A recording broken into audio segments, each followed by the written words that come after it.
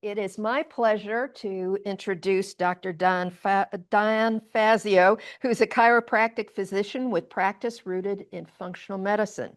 This is the art and science of exploring the root cause of imbalances that lead to illness states.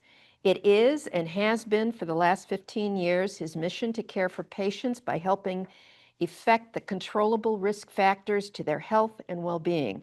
This is done with an eye towards improving their quality and quantity of vibrant time on this planet. Dr. Dan Fazio. Thank you, and thank you, illustrious group of brainiacs. Let's talk about the brain. So I'm here today to talk about neuromodulation.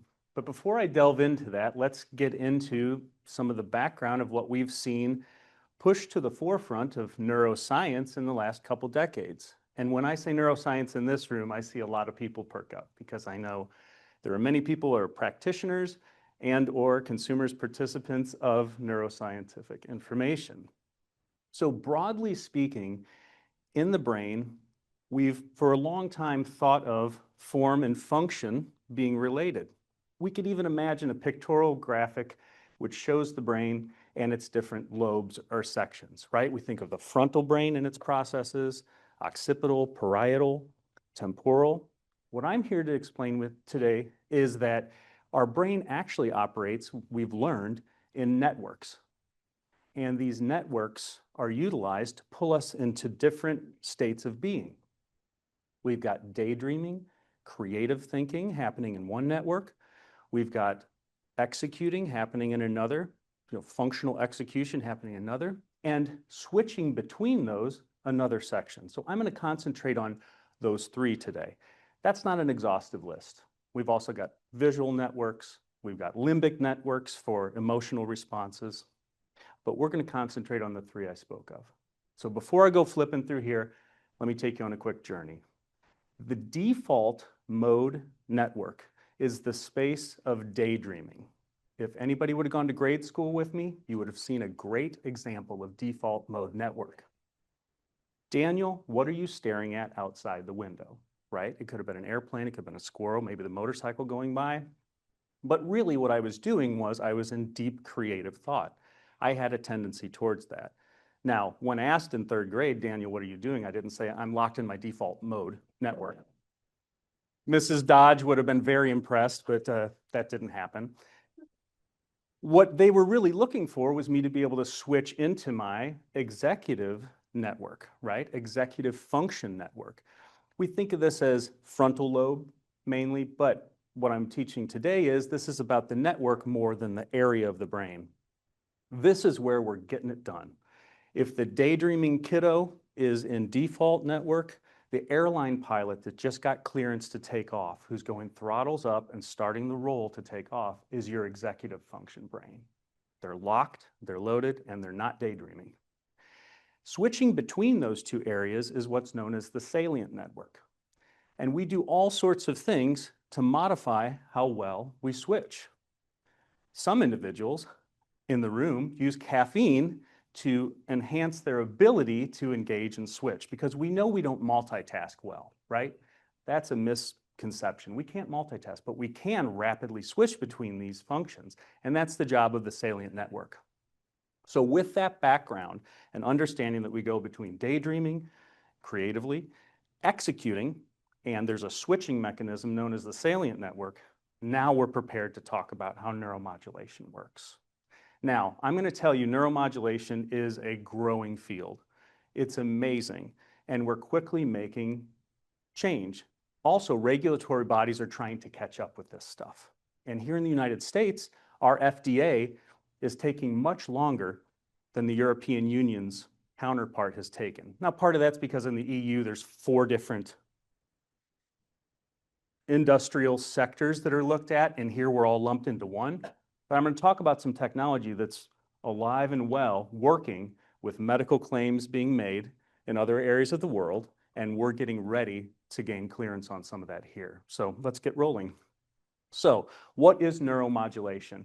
Well, as it relates to my discussion today, we're going to talk about neuromodulation having 2 broad categories. One uses equipment often can be worn at home. These are at-home units that can be used that use positive and negative electrodes to stimulate our brain. Our brain is electrical in nature. If you're measuring brain activity, you use an EEG, electroencephalogram. That is just taking the electricity produced by your brain and placing sensors in a cap and tracking that during wakeful time and seeing what areas are most active or least active. When that mapping is done, then inferences can be drawn about activities of high and low, areas of high and low activity, and devices can then be worn to stimulate certain areas and drive engagement with other areas of the brain, i.e. functional networks. The other component we'll talk about is using sound waves. Now, by a show of hands, who has heard of or experienced shock wave treatments somewhere in the body? These are ultrasound style treatments. It's known as extracorporeal shock wave when it's used to help joints, ligaments, tendons, muscles. And that's a pretty powerful signal because what you're really trying to do is disrupt tissue. You're trying to irritate it because our body has been created to then respond to that irritation with healing factors. But when we start working with the brain, the neural tissue is very delicate. And so we would never, ever take an extracorporeal shock wave machine and then use it on the brain. The microvasculature of the brain couldn't handle it. But some brilliant researchers and a company out of Switzerland decided to create a device that was tuned and tailored specifically for brain treatment. And that's the second thing we're talking about there, shockwave treatment that's specifically tuned for the brain. This is known as transcranial pulse stimulation. Transcranial, it's moving through the cranium, but it's non-invasive. It's sound wave. It penetrates a depth of 8 centimeters. And if you think of it, measuring, that means you can touch almost any area of the brain with it. It is directional, so we can point it at the brainstem, the parietal lobe, the frontal lobe, or choose to wash areas of the brain and move cerebral spinal fluid. This is remarkable technology. There is a research study happening currently at Harvard. What's being studied is Parkinson's, and they will gain approval on this because the outcomes are so impressive. And that's a big statement, right? We're going to see that wrap within the next few months. And at that point in time, then these machines will be available for usage. So much like when Les Landis taught me about AI before it was even announced, I'm telling you, we've got something on the horizon that's totally revolutionary, going to be able to work with brain functionality in these networks and also help co-manage, if not manage entirely, deep neurological challenges. So some things that it helps. We can see here, depression, stroke rehabilitation, cognitive decline in Alzheimer's, neurologic disorders, chronic pain, migraine, and then psychiatric disorders. So if it involves the brain, think of neuromodulation as a possible adjunct to treatment, meaning if there's a pharmacological agent being taken, it can enhance it and allow it to work better. Or if it's a circumstance it's not responding well to conventional treatments, here's an alternative that uses either electricity and/or sound. So disorders that can be treated are listed up here. I just want to show you the mass effect of how amazing this is. Because our brain controls everything, the treatment with neuromodulation can affect so much. Epilepsy, psychiatric disorders, migraine, stroke rehabilitation, OCD, obsessive compulsive disorder, ADD, so many different functional challenges that we're running into now can be helped with neuromodulation. So with stroke rehabilitation, it improves the motor recovery and aids in some of the vascular changes by stimulating growth factors in the vascular sector. When I began studying neurology over 20 years ago, we were discussing neurons as not being able to be regenerated, and we now talk about it entirely differently, right? Neuroplasticity was used for so long. Now in the medical literature, it's known as metaplasticity, but it's the same concept that we can activate centers in order to take over for other centers that have been damaged, and we do in fact have healing that can happen at the neuronal level. So with an area that is very timely, as we have so much of the population aging, and all of us know somebody or have a family member who's been impacted with cognitive decline.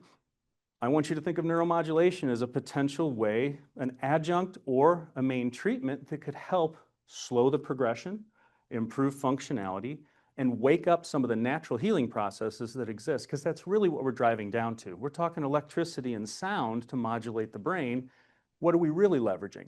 Our own body's ability to use the immune system, the nervous system, and the hormonal controls in our body to bring about healing. This is just nudging things in the right direction. So spinal cord stimulation, vagus nerve stimulation, I'm going to stop there for a moment because there's so much good information, and rightfully so now, about how vagal tone, or increasing that vagus nerve activity, actually drives us into more of a relaxation response. The vagus is one of 12 different cranial nerves we have that exit somewhere between here and here, but it gets so much attention because when you flip that one switch, you down-regulate a lot of things that are thought of as the fight or flight type reactivity, and you upregulate the things that are needed for long-term wellness, cellular rejuvenation, resting, digesting. So just that alone, using a vagus nerve stimulation product. And just to let you know, I just switched over. These are devices, look like a belt pack that can be worn, and they often stimulate through the interconscious ear here. It's going to stimulate your nervous system that way. But you could wear one of these devices. It's still gaining FDA approval here. I want you to hear effective and safe, but it hasn't worked through the process yet. Elsewhere, it's a medical device, right? So many of you know I traveled over to Cyprus back in December with a medical doctor that I'm partnering with and offering these services. And what we were doing in Cyprus was treating patients, because Cyprus is part of the European Union. We were using the transcranial pulse stimulator, and we were treating Parkinson's patients, Alzheimer's patients, and getting the hands-on treatment experience we needed, such that when our machine arrives, late summer, early fall, we're ready to rock. So the vagus nerve stimulation device, it's here and available now. I might say to you, I can't make a medical claim on this, but this will engage your vagal tone, and you should notice some beneficial properties from that.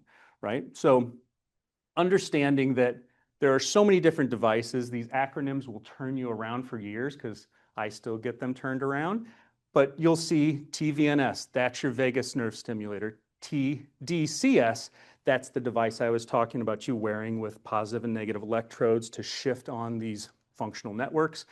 And at the bottom, I'm going to jump straight to that, the TPS, the transcranial pulse stimulator, because that is the granddaddy hub machine that we're looking forward to implementing here, okay? So regulatory reality is the FDA, because we're talking about here, regulates devices, not techniques. So each of these devices has to be independently evaluated.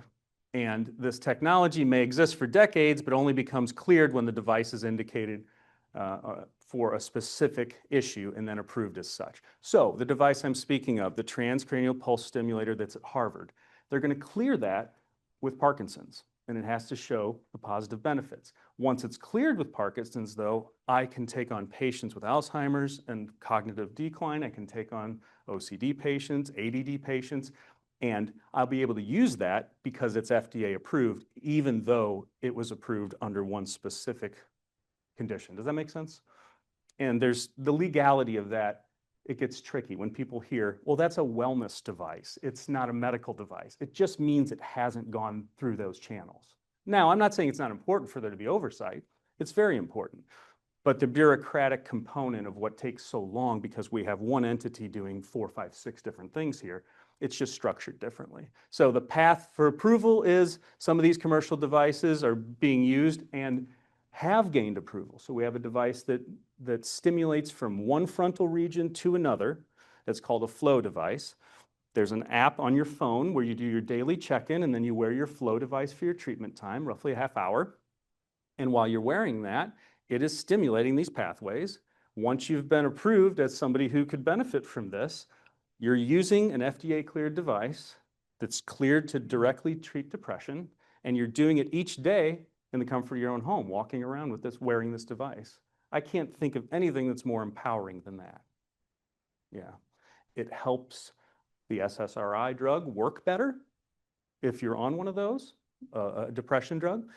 If it's an anxiety disorder, it's a different thing. You don't want to stimulate that same pathway. So then you're using the nodes that I spoke of earlier, right? We have it. So first we do an EEG, see where the brain mapping's at. Then we determine what's right for each individual.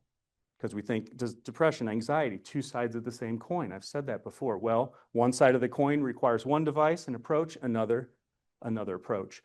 But I just want to stimulate thought, raise awareness that neuromodulation, we're seeing on the horizon an incredible boon in what's going to be able to be treated here.